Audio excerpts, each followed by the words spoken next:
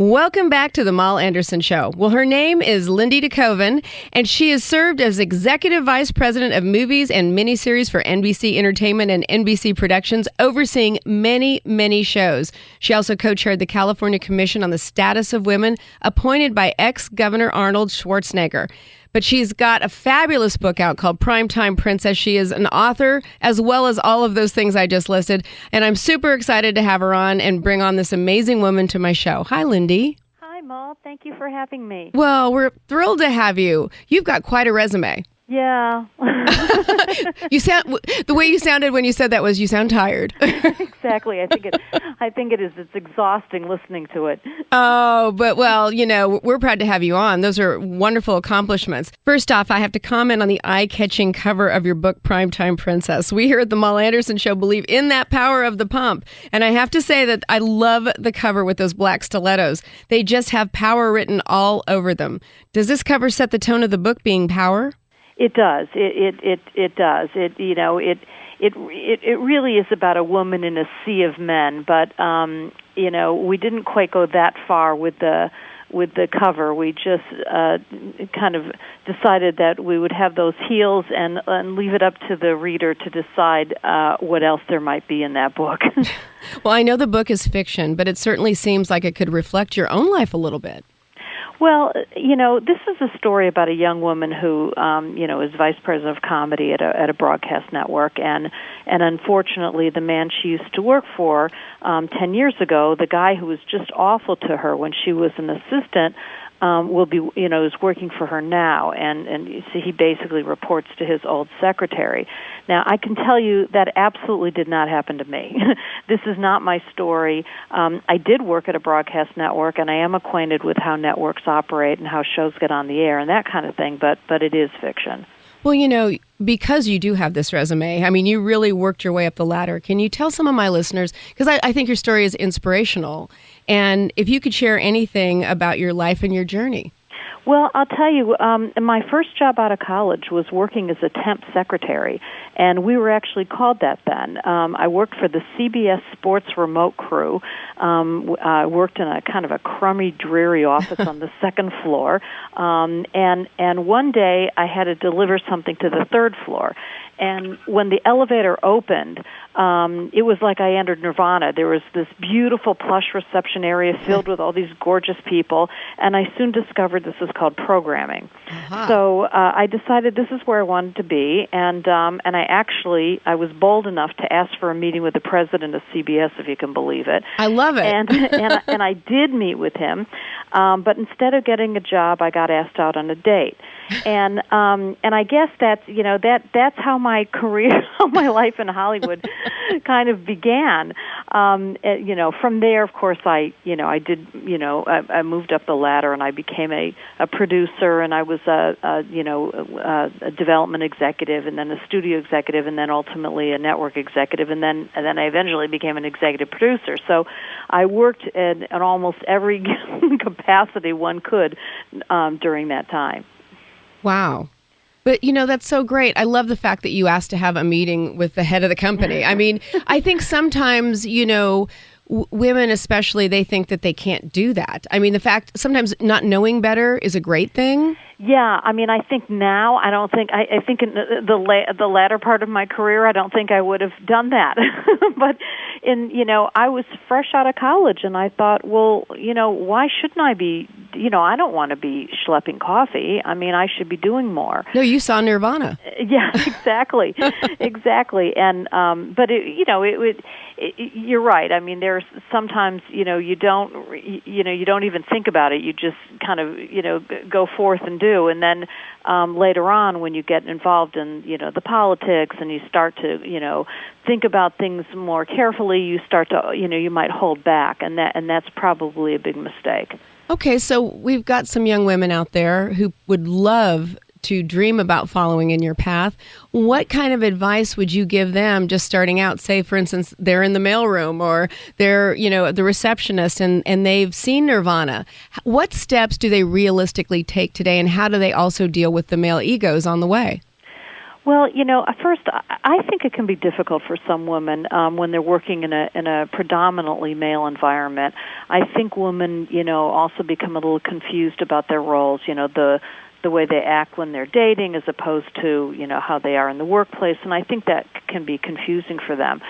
And I've mentored quite a lot of young women, and I do so purposely because I obviously want to give back, and I would like to offer advice to help them navigate what sometimes are really difficult waters. I think that you really have to want it. You have to want it really badly, and you have to be pretty tenacious about it. The entertainment business is full of rejection. I know everybody's heard that, but it really is true. And it takes a lot of resiliency, a lot of tenacity, a lot of determination. And I really do think it's quite Darwinian that, those who, it is survival of the fittest, and you really have to be game for it because it's a very tough business. If you're just joining us, I am visiting with Lindy DeKoven, author of Primetime Princess, which is such a great title.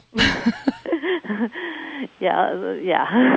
But what does that mean to you?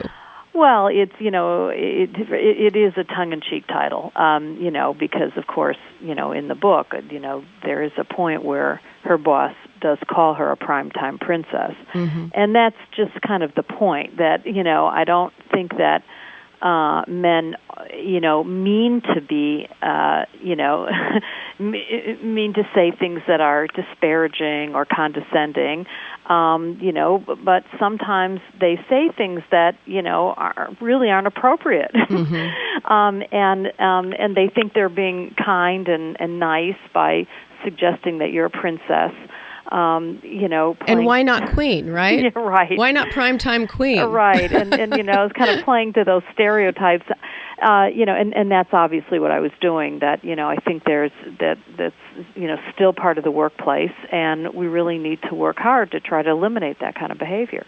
I love the story of you finding an agent. Can you tell us what it was like searching for one? Never mind getting the agent who actually represented The Devil Wears Prada. Well, everyone thinks because I worked in the TV business that I just called one of my pals and they said, hey, sure, I'll represent you.